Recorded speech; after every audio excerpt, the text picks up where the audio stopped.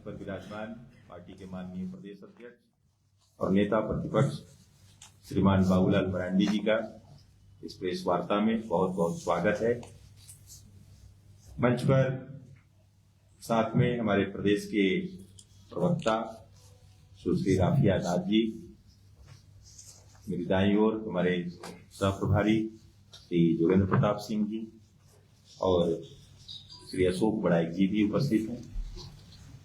मैं सबका स्वागत करता हूं, अभिनंदन करता हूं और माननीय प्रदेश अध्यक्ष जी से आग्रह करता हूं कि आप सबके बीच आज के संदर्भ में अपनी बातों को रखने की बात।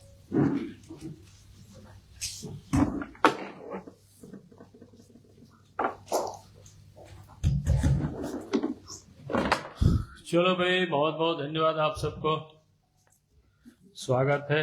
ठीक है, मैं आप सब लोगों के संज्ञान में बातें, मैं आप सबके संज्ञान में विषय है ही, मैं उसको और फिर से आप सबके संज्ञान में भी लाता हूं और फिर सरकार से हमारा कुछ मांगे हैं वो भी मैं आप सबके समझ रख रहा हूं।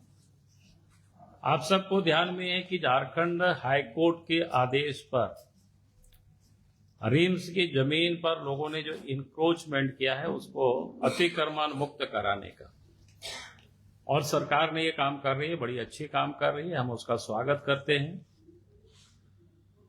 और झारखंड हाईकोर्ट को भी इसमें हम बधाई देना चाहूंगा और उनके निर्णयों का भी मैं स्वागत करना चाहता हूं, क्योंकि झारखंड में इसी प्रकार से सरकार की भिन्न भिन्न संस्थानों की जहां जमीनें होती हैं उसको सरकार तंत्र में जो बैठे हुए लोग हैं सब मिल करके जमीनों को लूट रहे हैं।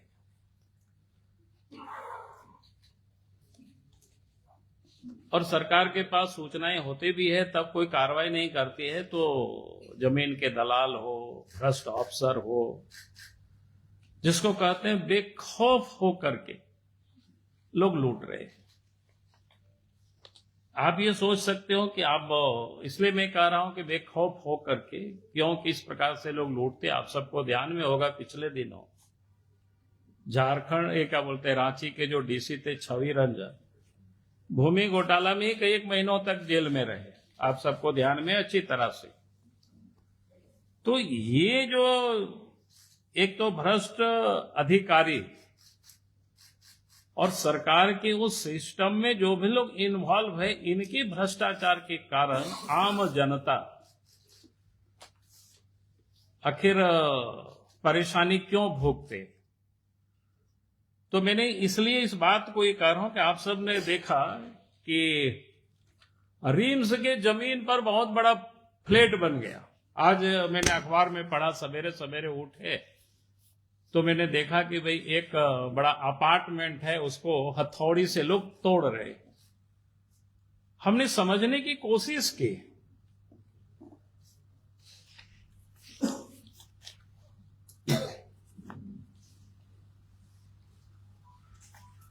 तो हमने समझने की कोशिश की कि साहब आखिर किसी व्यक्ति ने, कोई बिल्डर, कोई भी होंगे, हम तो पता नहीं है कि कौन बिल्डर है उसमें से, और उनके नाम से जमीन रजिस्ट्री होता है। आखिर जो रजिस्ट्रार है वो कैसे रजिस्ट्री किया। रजिस्ट्री होने के बाद जमीन का मोटेशन होता है। मोटेशन कौन करते हैं? सीओ करते हैं। तो सीओ का काम क्या होता है? जांच पड़ताल करना। जिसका जेन्युइन खतियानी जमीन भी होता है बेचारा, उसकी तो मोटेशन में कितना परेशान होता है हम सबको पता है, लेकिन वो भी मोटेशन कर दिया। मोटेशन करने के बाद क्या कहते हैं, नगर निगम, जो नगरीय क्षेत्र में नगर निगम अपार्टमेंट या बिल्डिंग का जो नक्शा पास करता है, उनका भी दायित्व होता है कि उस जमीन का निरीक्षण करता है, देखता है ये किस प्रकार की जमीन है, किसका जमीन है। उन्होंने भी नक्शा पास कर दिया और उसके बाद अगला जो होता है काम देखने का, रेरा का होता है, झारखंड रियल एस्टेट रेगुलेटरी जो अथॉरिटी है उनका काम होता है। उनका काम देखने का होता है। भाई अब उनका दाम देखने का क्या होता है?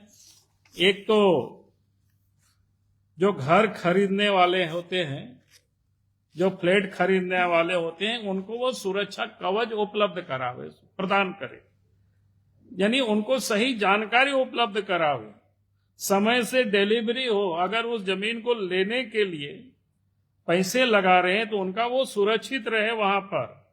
फिर शिकायत अगर कुछ मिलता है तो उसके भी वो समाधान करे। क्योंकि कोई भी व्यक्ति इस प्रकार के फ्लैट बनाते हैं तो मेरी जो जानकारी मैंने प्राप्त करने की कोशिश की, ये जो रेरा में उनको रजिस्ट्रेशन कराना ही कराना होता है। अब ये आश्चर्य होता है, भाई आप जरा सोचिए, जमीन को, रिम्स की जमीन है, कैसे और किस आधार पर, किसने बेचा और किसके आधार पर उस जमीन की रजिस्ट्री हुई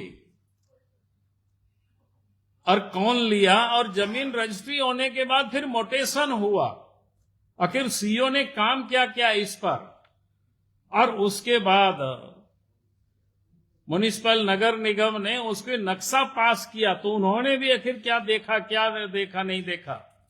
और नक्शा पास होने के बाद फिर जो हमने बोला कि जो भी बिल्डिंगें बनती है, जो जानकारी हमें मिली, जो रेरा होता है वहां लोग उसको सूचीबद्ध कराते हैं, उसको रजिस्ट्रेशन कराते हैं, और उनका भी काम होता है समय समय पर उन सारी चीजों को देखना, छानबीन करना। लेकिन आप सोच सकते हैं, इन किसी भी लोगों ने इसका कोई छानबीन, कोई देख रेख नहीं किया। यानी अगर हम कह सकते हैं सभी लोग इसमें से मिले हुए थे, और मुख्यमंत्री तो घूमने के लिए निकलते हैं, रात में भी लोग पता चलता है, तो भाई वो रिम्स में भी जाकर के ये सारे गड़बड़ियां कहां हो रही सब देखा क्यों नहीं? तो इसीलिए मैंने ये कहा कि भाई ये कोई छोटा मोटा मामला नहीं, बहुत बड़ी गड़बड़ी है। और इसीलिए इसके लिए कौन जिम्मेदार है, कौन जिम्मेवार होंगे, इसके लिए हमने कुछ मांग रखे हैं, 2-3 मांगे हमने रखा है। एक तो हमने रखा है कि भाई इस पूरे प्रकरण में शामिल संबंधित रजिस्ट्रार, अंचल अधिकारी, रांची नगर निगम के पदाधिकारी, और साथ ही ये जो रेरा के जो पदाधिकारी हैं, इन सबों को बिना सोचे समझे, बिना स्पष्टीकरण किए राज्य के मुख्यमंत्री, सरकार इन लोगों को निलंबित करना चाहिए, पहला काम। दूसरा, जिन निर्दोष लोगों ने फ्लैट खरीदे हैं उन्हें सरकार वैकल्पिक आवास की उपलब्धता कराए। अगर कोई व्यक्ति वहां रह रहा है, अगर उन्होंने हैंड ओवर किया तो मकान तो तोड़े, उसमें रहने की कोई मतलब नहीं है। उन लोगों के लिए राज्य के मुख्यमंत्री हेमंत सोरेन वैकल्पिक व्यवस्था करे, और जिन खरीदारों ने बैंकों से पैसा लिया है या पैसा लगाया है, अपना भी जमा पूंजी, तो वहां अभी गया नहीं है, तो उनकी पैसा सरकार उन लोगों को वापस करे, और सरकार नहीं बल्कि इन लोगों से वसूल करके वापस करे, बिल्डर से वापस करे, रजिस्ट्रार से वापस करे, सीईओ से वापस करे, रेरा के जो अफसर है उन लोगों से वापस करावे, नगर निगम के जो पदाधिकारी जिन लोगों ने नक्शा पास किया, इन लोगों से पैसा वसूल करे, और इन लोगों को तत्क्षण निलंबित करके एफआईआर करे और कार्रवाई शुरू हो। भाई इस प्रकार की लूट जहां ये लोगों ने मचा रखा है, ये कोई बर्दाश्त ही नहीं किया जा सकता है सब समाज में। और झारखंड में सरकार कहती है कि ये विरोध करते हैं। भाई हम कोई गलत नहीं विरोध कर रहे, हाई कोर्ट ने निर्णय दिया, हाई कोर्ट ने अच्छी निर्णय दिया तो भाई आप कोई सरकारी जमीन है उसको आप बेच रहे हो, बेचवा रहे हो, उसमें फ्लैट बनवा रहे हो, यानी बिल्डर के साथ मिल करके ये सारे पदाधिकारी और ये गड़बड़ कर रहे हैं। उसके लिए तो एक बिना कार्रवाई होनी चाहिए। इसी के लिए हमने आज आप सब लोगों को बुलाया था। ये लगा कि कोई सामान्य विषय नहीं है, बहुत बड़ा विषय है। इस प्रकार की ऐसे जो निरंकुश अफसर, ऐसे भ्रष्ट अफसर है, मिल करके पूरे राज्य में लोग ऐसे ही लोग लूट रहे हैं। उसका जब राज्य की राजधानी, वो भी राज्य के महत्वपूर्ण अस्पताल रिम्स की जमीन को ये लोग अगर बेच रहे हैं, इस प्रकार की धंधा कर रहे हैं, पैसा कमा रहे हैं, तो ऐसे लोगों को तो क्षमा करने की योग्य ही ये सारे लोग नहीं है। तो इसलिए हमारी ओर से जो विषय था मैंने आप सबके समझ रखा है।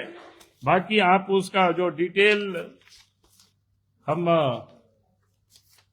इनको बता देते हैं कि आपको और एलोबरेट करके आपको विषय दे देंगे, लेकिन सारे विषय आ गया है। बहुत बहुत धन्यवाद। चलो है